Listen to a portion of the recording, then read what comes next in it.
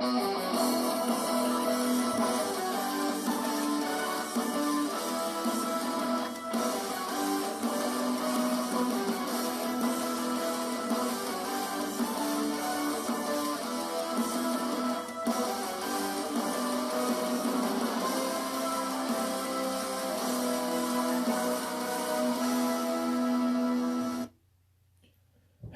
tribe, and welcome to the Modern Barbarian Podcast.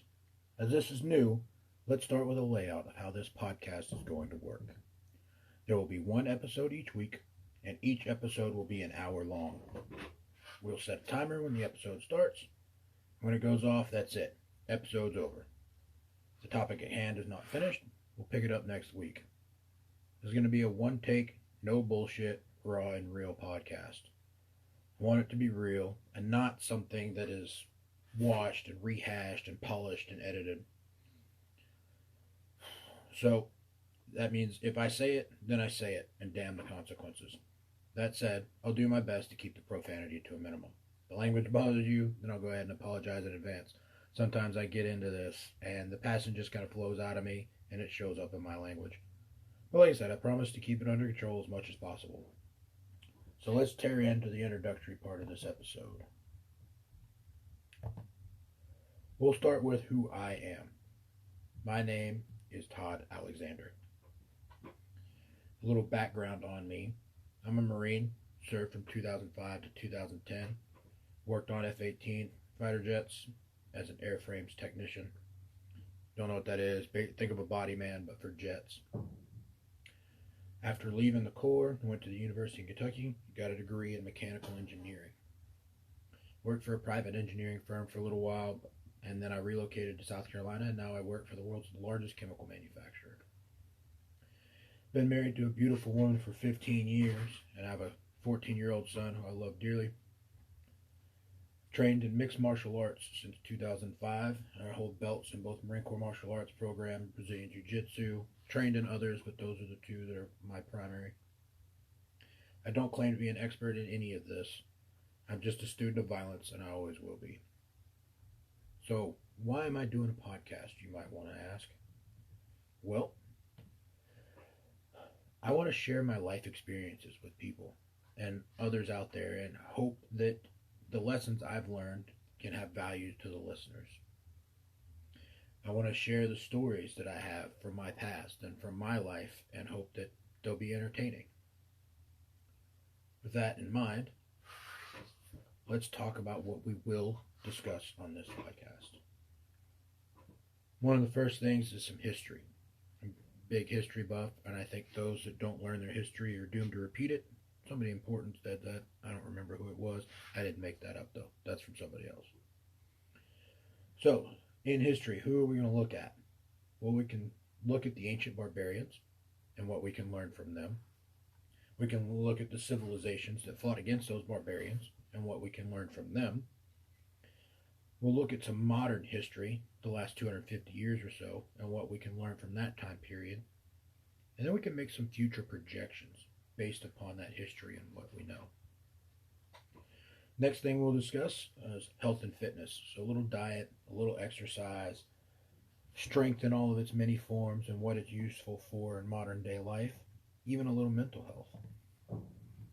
We'll cover some book and video reviews, some books and videos that will teach us valuable skills, books and videos that help us to form our inner self, and books and videos that are just fun. The next big thing that we'll do is studies in violence. How was violence studied in ancient times?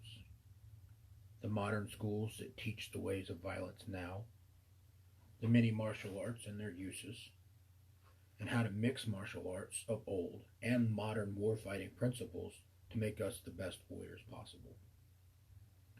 Occasionally we'll cover some current events. This is not going to be a political podcast, but we will cover current events that directly relate to the barbarian lifestyle.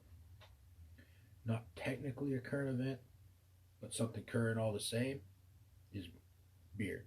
I love a good beer. So when I find a good one, I'll occasionally share one with you on this podcast.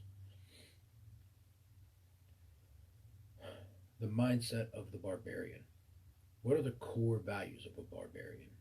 What are the skills of a modern barbarian? And growing in the way of the modern barbarian. These will be more things that we should discuss on this podcast. And then, assuming that I ever get anybody to actually listen to this and they have questions, I'll take some time to answer the questions. So, that said, let's tear off into the first episode. The first episode is going to be, what is a modern barbarian?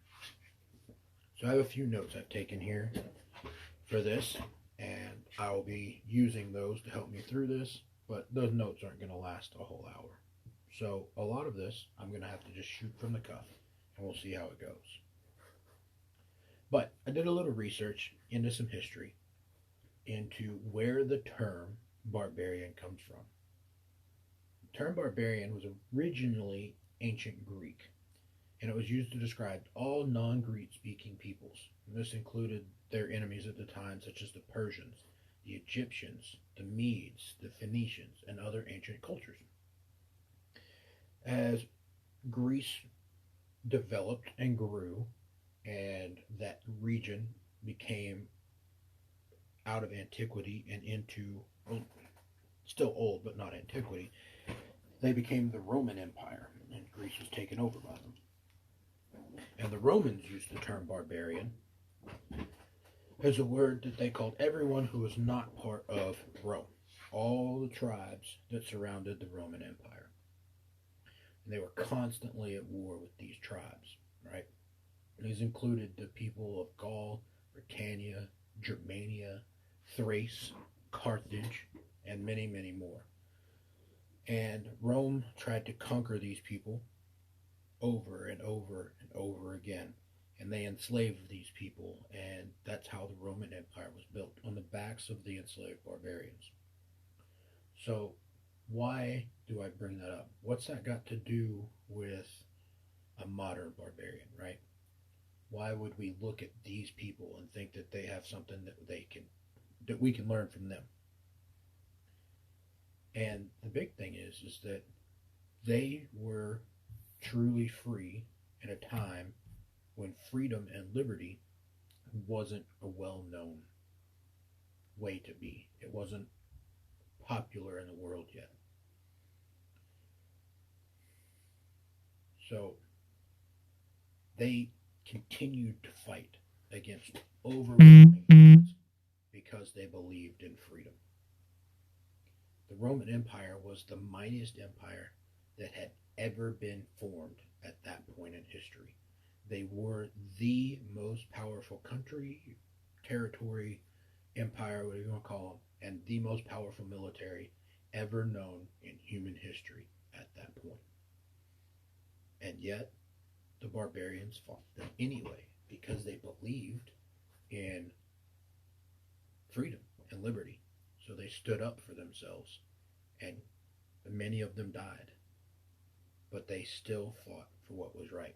And that's something we can learn from the ancient barbarian and bring forward to the future, to now, to become modern barbarians. So if we take these principles into modern times, what does that mean? It means that a modern barbarian rejects the principles forced upon them by those that consider themselves politically correct, or the mainstream media, or political elite. They do and learn things for themselves. They hold their own core virtues and values. They believe in freedom and liberty. The modern barbarian knows that freedom is dangerous, so they are strong, fast, and resilient. They are students of violence, and they know the only way to be safe is to protect oneself and one's tribe. It's your job to protect yourself and your tribe. So, the next thing about a modern barbarian is that they have a tribe. And you might be wondering who your tribe would be, right? What is a tribe?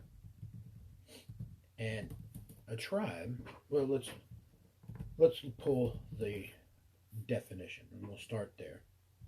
A tribe is a social division in a traditional society consisting of families and communities linked by social, economic, religious, or blood ties with a common culture and dialect, typically having a recognized leader. So, let's take that into modern times. Let's take that to today. Who would be your tribe? Well, obviously, your family. Then, branching out from your immediate family, you would get your extended family and your friends, and you would form this small, close knit group. And that would be your tribe. That's the basis for your tribe. Then, as you grow, you'll meet other people that you want to include in that tribe, and your tribe might get even larger. You may join a group of some kind. You may, be part of a club or be a veteran for wars, and include those people as part of your tribe. So your tribe is just your core group, right? And there's a lot of psychology involved in who you select in your tribe, because the world today, they don't want tribal people. They want people that think the whole world is one tribe, and that we're supposed to care about everybody in the world equally. And that's one, it's not physically possible. Your human brain cannot process the amount of people that are on this planet in any meaningful way to have a relationship or care about every one of them. If you were to write down a name every 6 seconds, you couldn't even write down every name of the people of this planet in your lifetime. You could get to 1 billion in roughly 200 years. And there are truly, no, let me rephrase that. I don't think there are trillions of people on this planet. I think I got that wrong. But, well, look, what's the world population right now? It's billion. 7.594 billion. Definitely not trillions. I was wrong there. But, so if it takes you 200 years to write down the first billion, and there's 7.6 billion people on Earth, it would take you 10 lifetimes just to say or to write down the names of each person on this planet, right? Now, not to mention that people are being born and dying every day, so that list is ever changing. If you can't even write down their names, how can you possibly care about them? The question, or the answer is you can't. You can't possibly care about that many people. As a matter of fact, psychologists have done a study, and the number varies depending on the psychologist, but if roughly 200 people is what your brain can handle. And again, everybody's different, it's a rough ballpark number. Don't get wrapped around the axle on it, but just realize that 200 people, that's about as many people as you can maintain any kind of meaningful relationship with. So, knowing that, step back a little bit and stop looking at things so globally and start looking at things a little bit more locally. How would you build your tribe to be a modern barbarian? Well, your tribe are going to be people that you care about, that think like you, that talk like you. It's going to be your family and your community, like we said. But the big part here is the links. You're going to be linked by social, economic, religious, or blood ties with a common culture and dialect, right? So if you're a religious person, your tribe might include some of your church members. If you are part of, the Marine Corps League, those people might be part of your tribe. But anyway, we've gone on about the tribe long enough. You're starting to get the gist of who your tribe is and what that means. Now, these people are going to be something you call your honor group. These are the people whose opinion matter to you.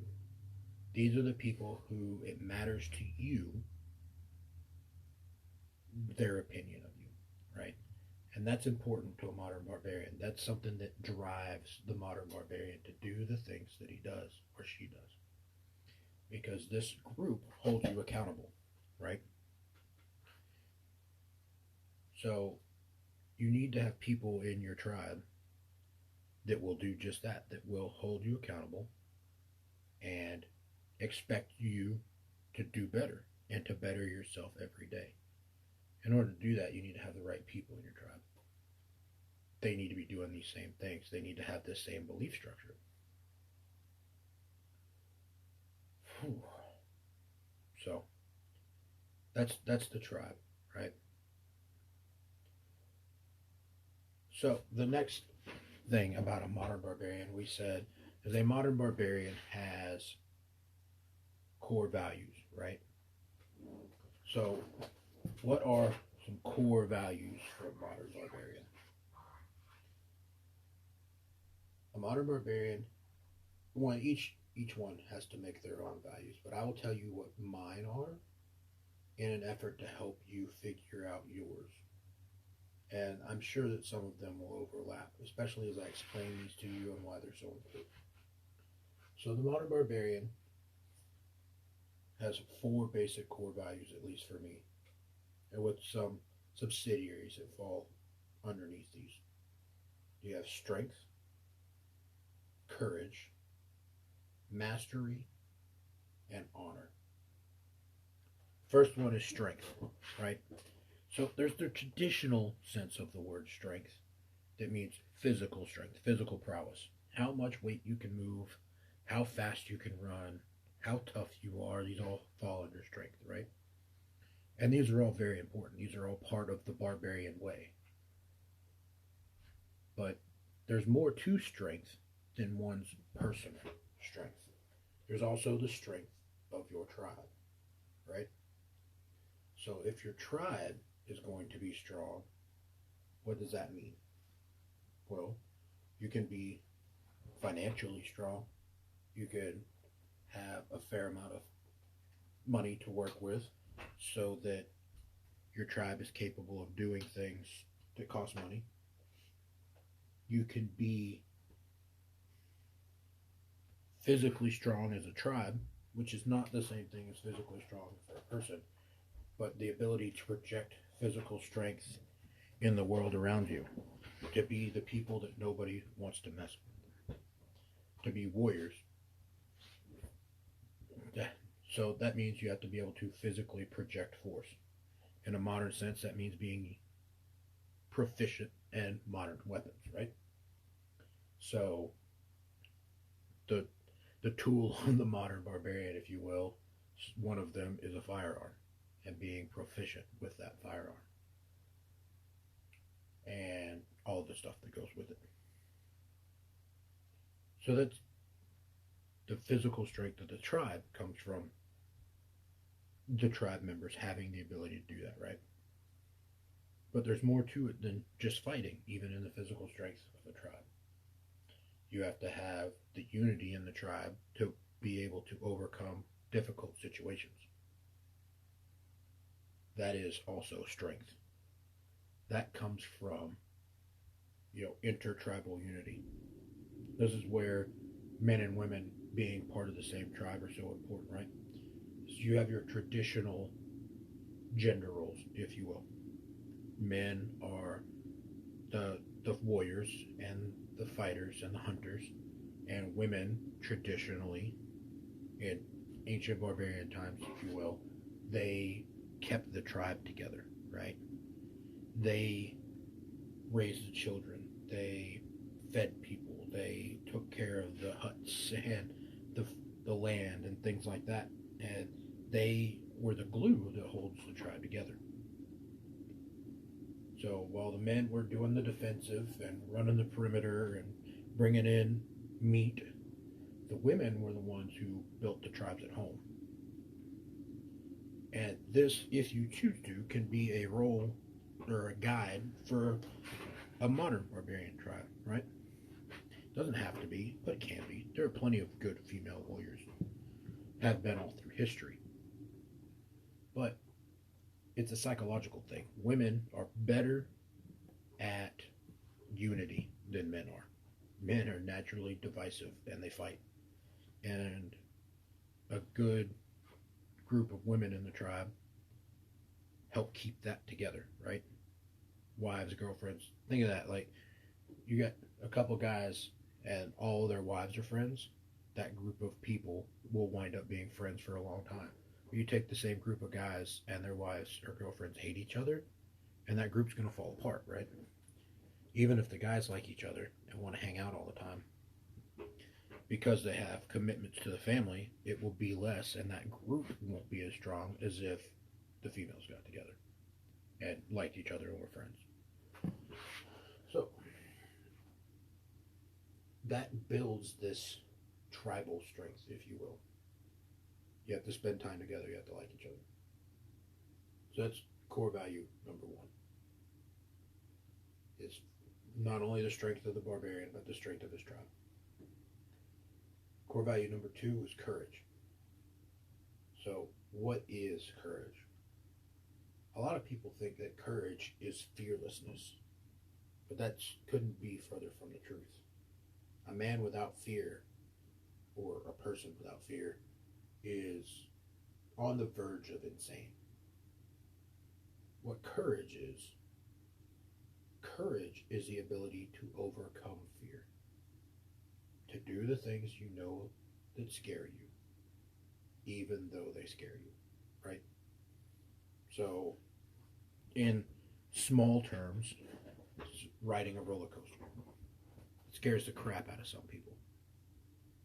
But they do it anyway, and then they enjoy it, because it took courage to overcome that fear and get on that roller coaster. That's a small version of it. But real courage is that applied to something that could kill you. To face death, knowing that it could cost you your life, because whatever you're doing is more important than your life. So that's the highest form of courage. It is to overcome the fear of death. And then there's stuff all through the middle, right? Admitting your mistakes, taking ownership of your mistakes and admitting that you've made them, even if it's going to hurt your reputation or make you look bad or whatever. That takes courage, because there's a consequence. You have to be willing to overcome that consequence and do the hard part and not hide it. That's also courage. So integrity is one of the subset values that we talk about. You know, I said there's four: strength, courage, mastery, and honor. And then there were some subsets, right? Some values that people would traditionally think of, and how they fall under these four. For me, integrity falls underneath courage and honor, because they're tied together. Because it takes courage to maintain one's integrity, and your integrity is directly tied to your honor. So what other forms of courage are there, right? So, overcoming your faults, admitting them and working on them. The courage to try new things, right? If you've never trained in a martial art before, and that's something you want to do, it takes courage to step on the mats the first time. If you've never trained with a firearm and how to shoot, and you want to go to that school and learn it, it takes courage to step out onto the range the first time. If you've ever done any cage fighting, like I have once, not a lot, but I have fought before, it takes courage to step into the ring. You know, especially in front of people, hundreds of people watching you fight this one guy. It definitely takes some courage, right? So, all these forms here in the middle, but it all boils down to, do you have what it takes to be afraid and still do the things you want to do anyway? Or are you going to let that fear keep you from making yourself better? Me, I recommend that you practice courage as a core value so you can overcome those things, learn the skills that you want to learn, not be afraid of the things you don't want to be afraid of anymore, or at least be able to do them anyway. One of the big ones here is mastery. So what is mastery? Mastery is deciding the skills that you need to have and making sure that you're good at those things, right? Nobody's ever truly a master. Even the masters know that they still continue to learn and grow in their respective fields. You can never be perfect. You can never know it all. But mastery is, one, understanding that, and two, striving to get better at something.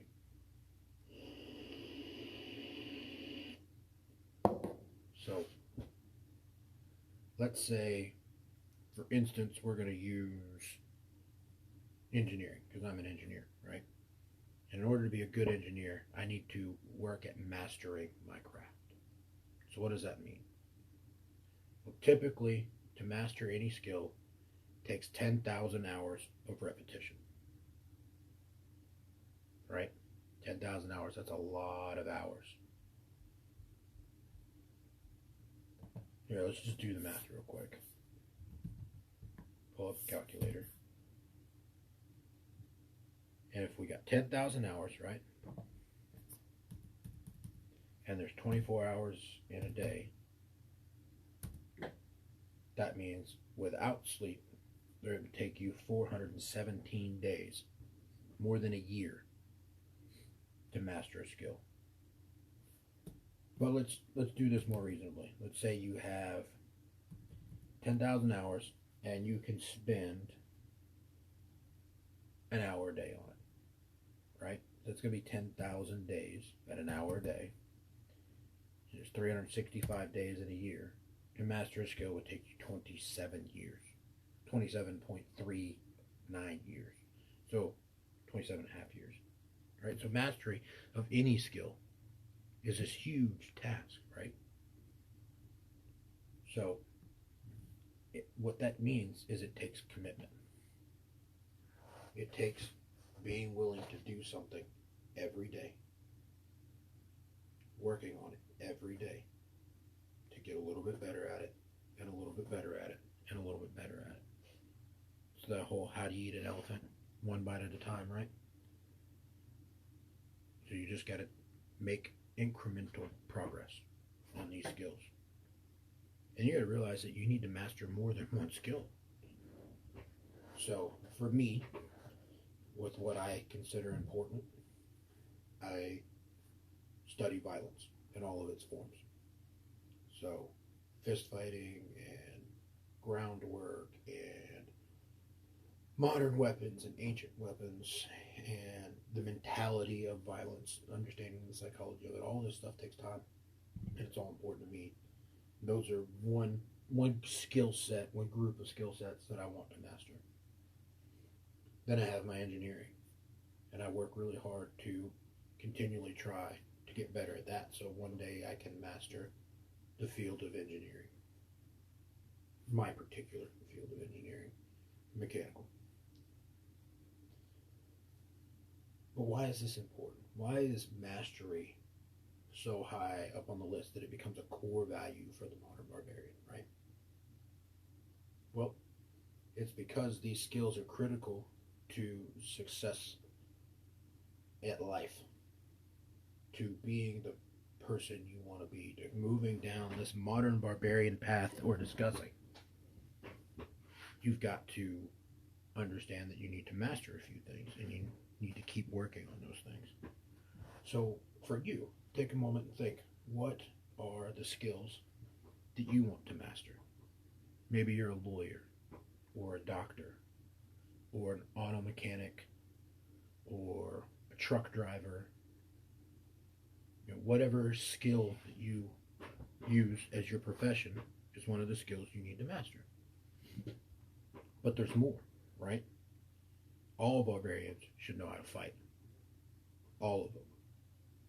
So you need to be working on that. And that means that you need to understand what that means. Just owning a gun and going to the range and being able to shoot paper targets, that's not enough. That's not mastering fighting, right? That's mastering putting holes in little paper dudes.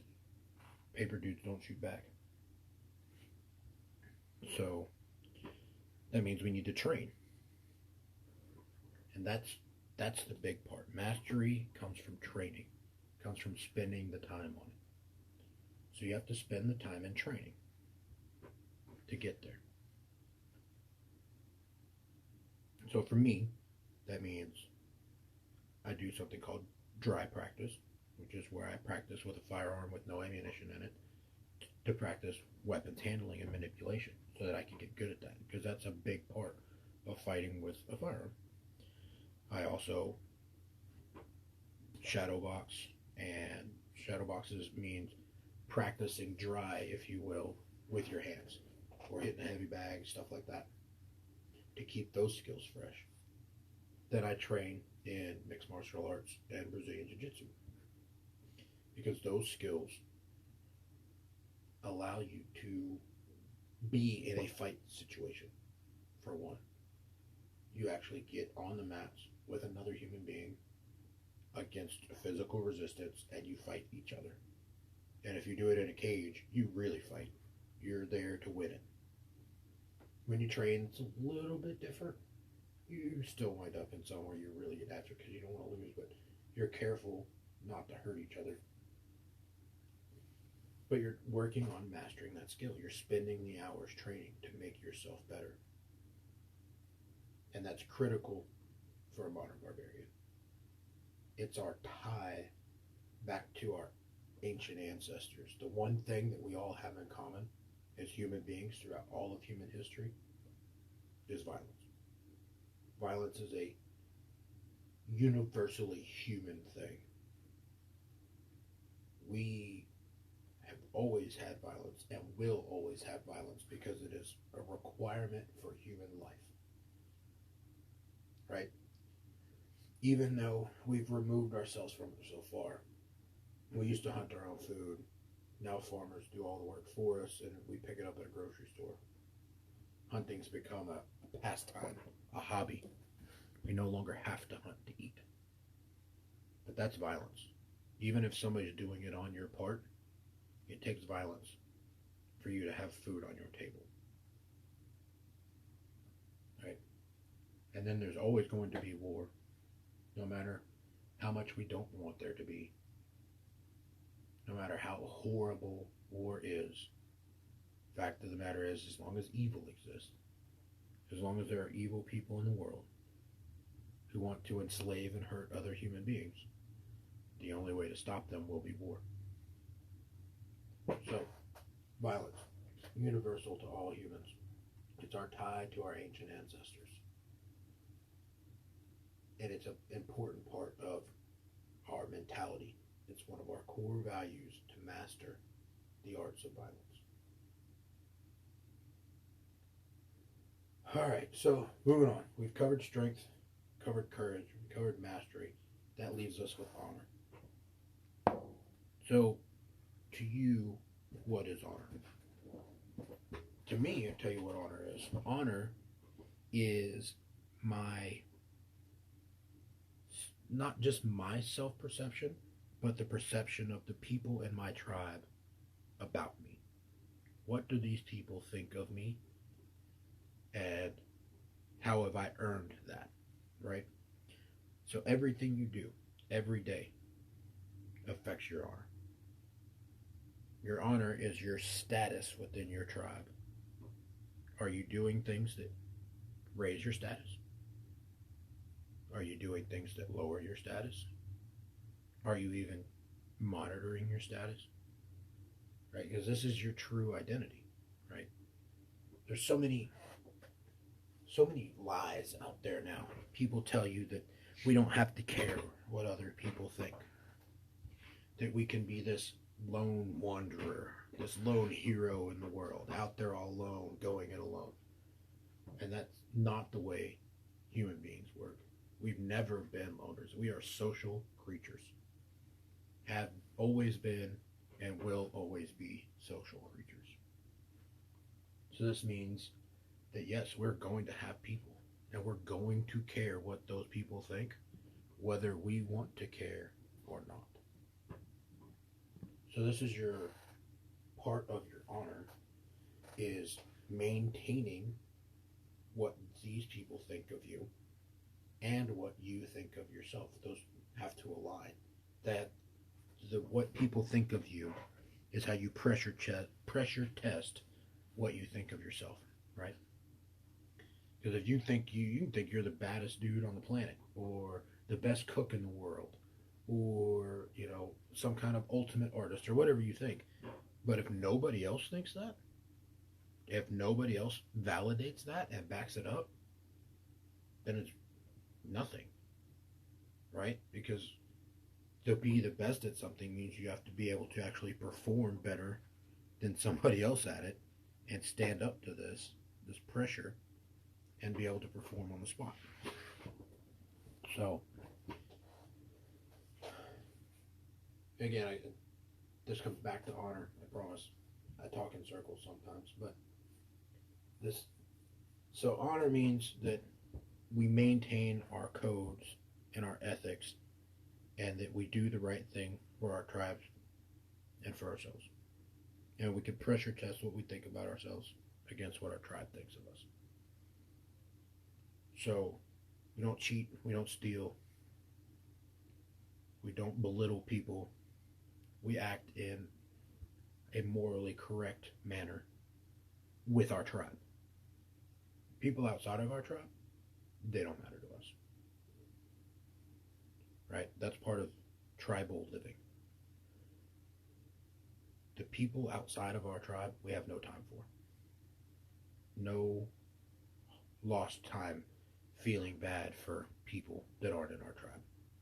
Because to actually care about all the people in your tribe the way you need to will take more effort and more time than you have. And when you stop caring about all the random people in the world that you can't even fathom, and you start spending that time where it makes the biggest difference, which is on the people in your tribe, your efforts can actually make a significant improvement and change in somebody else's life. Whereas you're not going to save all the starving children in Africa. I don't care how rich you are. I don't care how much time you spend on it. You're never going to fix all the starving children in Africa all by yourself, right? But you can make sure that nobody in your tribe is hungry. You can make that difference locally.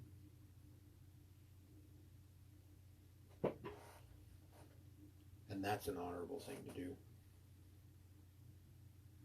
You can make sure that the people in your tribe are taken care of. Let's say one of your tribesmen is laid off and you're flush. You can help for a little while. Don't let them suck you dry, because then they're not doing their part either. They all have to chip in. But a tribe takes care of itself, and that's honor. That's doing the honorable thing, to take care of the people you care about. So, and honor's a finicky concept, right? A lot of people say, well, what you're talking about, that's not honor. That's all this other stuff. But it all comes back to honor, right? That subset category, like we discussed. These are the things that an honorable man would do because it's the right thing to do. Not just because he wants to raise his reputation, not just because he wants people to think better of him, but because he wants to be able to think better of himself. All of those are true. You do want other people to think better of you, just like I do. That's part of honor. But you want to think better of yourself, just like I do, because that's the other half of honor. So, basically, honor is doing the right thing for the right reasons all the time. So those are the core values, if you will, of the modern barbarian. Strength, courage, mastery, and honor. Under those, we have some sub-values. Things like integrity, which comes down from, courage and honor. And physical strength falls under strength. We talked about that. And mental strength falls under strength. That's a big one too, right? Having the mental toughness, the mental fortitude to withstand all the crazy things that go on in this world. Like 2020 was a crazy year, guys. Crazy year. The American government is doing some pretty crazy stuff. And the outbreak of the COVID and its effect on everybody's lives. There's a lot there that could have affected your mental health.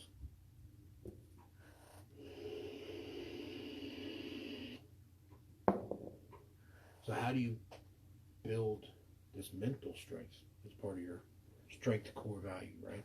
Mental toughness. And really it just comes from, like everything else, it takes time. It's practice, right? You have to physically up front force yourself to be tough. And then as you do it more and more and more, it becomes easier and easier and easier. You start with small things, right? Like, let's say eating right, right? That was something hard to do for a lot of people. And you've been at work all day, and it's been a day that required a lot of physical work or a lot of mentally draining work, and you come home and you're just wiped. You don't want to do anything. And you're thinking, man, I should make myself something healthy to eat, take care of myself. But I don't feel like doing anything, so maybe I'll just order a pizza, knowing that pizza's not good for you. Well, if you do that, that's not being mentally tough, right? Making yourself get up and cook that healthy food and taking care of yourself, that's being mentally tough. That's making yourself do the right thing, even though it's the hard thing. And if you do that enough with those little things, like don't order pizza today, get up and cook your food and take better care of yourself,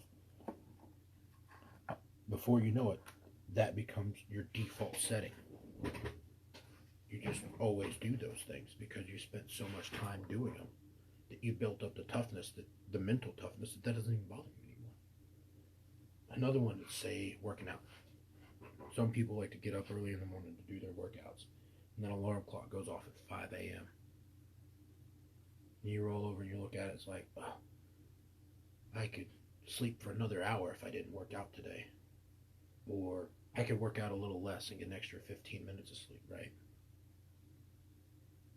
I know we've all had those feelings. We've all looked at that, said, maybe, do I really need to work out today?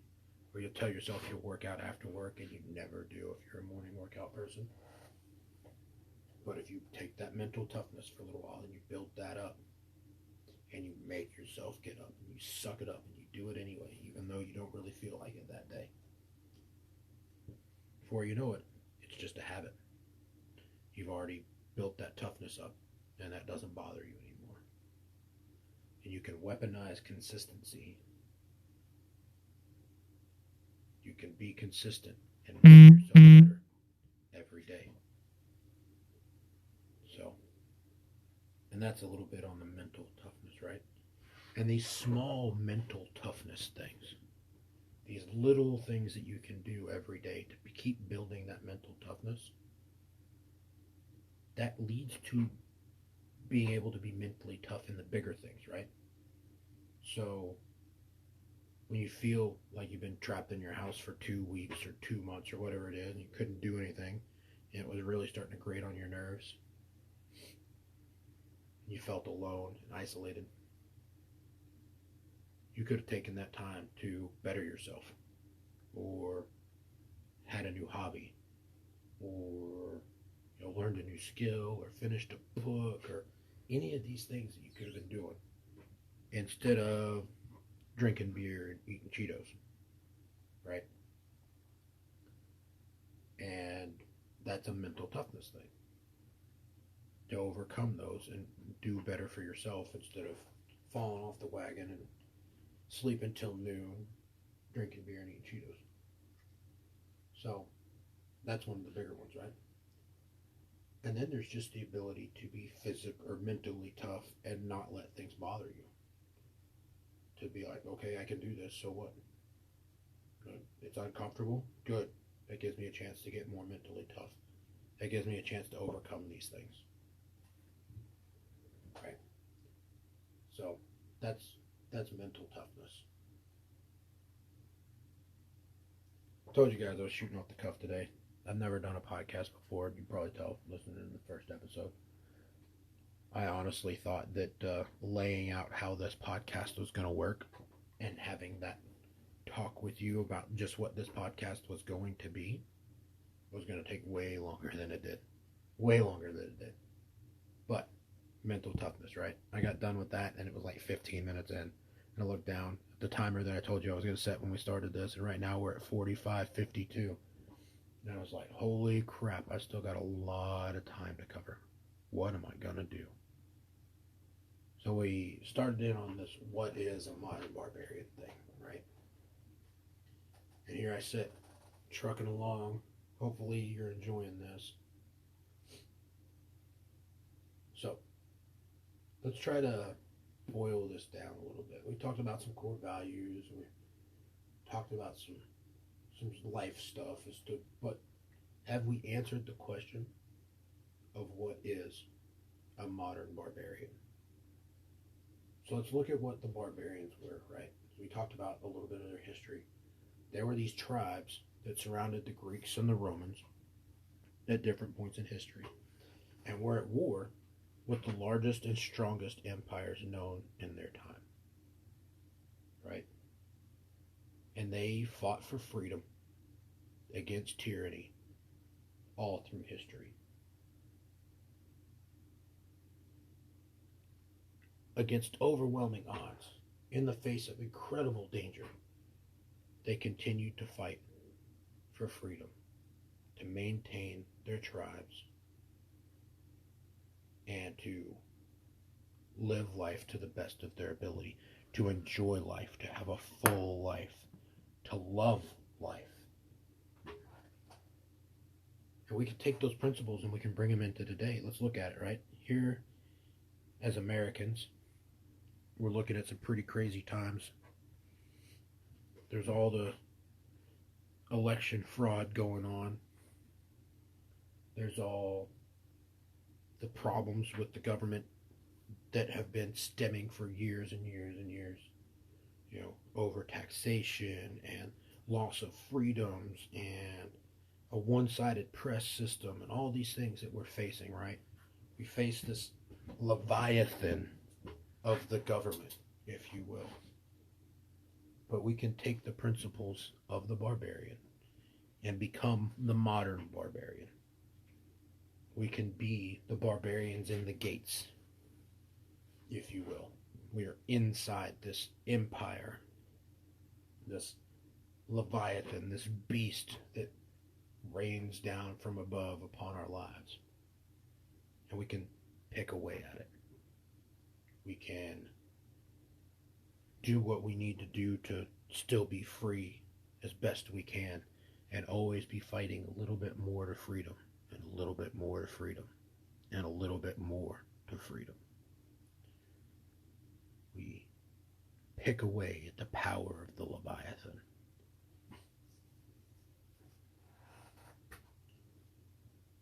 And we just never give up. We maintain that mental toughness, and we stick to our core values, and we dedicate our life to the perseverance and not the perseverance, that's not the right word, to the gaining of freedom, to the idea that there's more freedom out there for us to get, and all we have to do is just go keep getting it, right? That's the idea. That's what a modern barbarian really is. We take those ideals that our ancient ancestors showed us, and we live a life in service to freedom and to liberty. And we continue to push that goalpost further out and further out to make liberty better and better and better. And we keep making this place that we live better than it was when we were born. We keep that push on every day. The same incremental improvement we demand in ourselves, we demand in our freedom and our liberty in this country. And we keep moving that ourselves, right? So we use our core values. We use our strength and our courage and our mastery and our honor. And we build these groups. We build our tribes, right? And we bring that back local. We make a better life for our tribe. And if we can build enough tribes, if we can get enough strength back, if we can bring enough of this power back to the people and out of the hands of the government, we can start to move the needle back towards liberty. We can start to be free again. We can start to fix some of the problems that we've let creep up during our lifetime in our country. That's what a modern barbarian is. A person who refuses to accept that the world has to be the way that we've been told it has to be. We can see that there's a better way. We know that there is a better way, and we keep moving towards that better way. And we do everything we need to do every day to make sure we're the strongest, smartest, toughest people we can be. And we find other people like us, and we build those tribes. And we continue to push for freedom. For the barbarian way. True freedom. Well, that puts us at 52 minutes. We got 8 minutes left. And I said that we would talk about the beer I like to drink on these. So I've tried a new one today. We'll lighten the mood a little bit. And we will end with the new beer. The one I tried today that I'm enjoying so much is made by Victory Brewing Company. And it is called Sour Monkey. Now this stuff, it's sour, all right, but it's good. It's real good. I've actually really enjoyed this. But be careful with these things, guys. If you decide to try them, they are 9.5%. This is a very strong beer. So don't overdo it, or you will wind up a little bit more messed up than you intended to be. All right. So what can we tell you about this beer?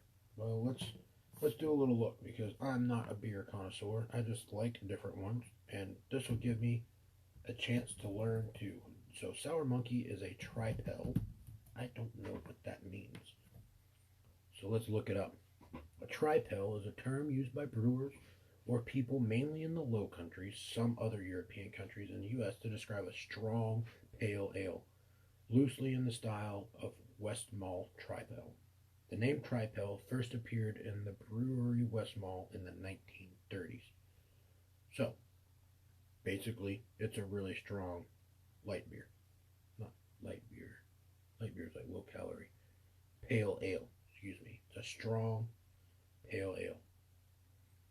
And this particular one is a sour pale ale. Here, I found the Victory Brewing Company site about this sour tripel that I'm enjoying so much. Let's see what they say. It uses Pilsner malt and Tettnang hops, whatever that means. And they say, tastefully tart is how our monkeys describe this sour sibling. Born from the same imported malts, Belgian yeast, and a mix of magical spices, this monkey decided to take a walk on the tangy side. With a swirling citrus, lemon bit, and a delectable essence, you better pucker up and respect this monkey. Well, I'll tell you what, man, it's good. It's really good. I really enjoyed it. So, you got a chance, you like sour stuff, give the Victory Brewing Company Sour Monkey a try. I know I've really enjoyed it. Whew, still got 5 minutes left. So,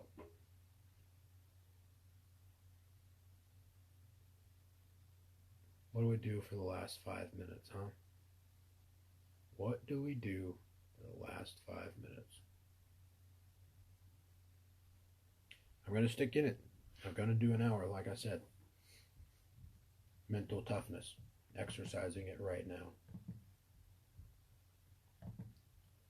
Well, I guess I need to figure out how to wrap this show up. Never done one before, so the end of a podcast. Episode, at least. I guess we could rehash. Oh, actually, you guys need ways to contact me. I'll have to look into that. I'm not sure how this podcast maker that I'm using does that. So, for now, just enjoy the podcast. I'll figure out the contact work about how for us to communicate back and forth so you guys can ask questions. And I'll make that better for next episode. I really thought I was more prepared than this. There's a lot of work to this. But, to rehash, we kind of went over what we're going to do with this podcast. We've gone over a little bit about me, and we've gone over what a modern barbarian is, their core values, what it means to be a modern barbarian. Spent a lot of time on that. I hope I got that point well enough across.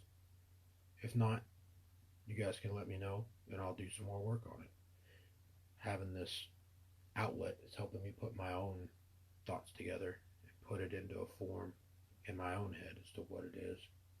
You guys are helping me learn. So even if you guys don't learn anything from me, just me putting this together for y'all is helping me learn more. So that's great. Oh. Well, at this point, it's just taking up time. So, no, I'm not till an hour. Mental toughness. We got 2.5 minutes left.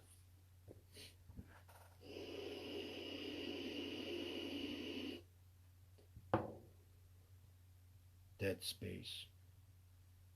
I'm really out of stuff to talk about.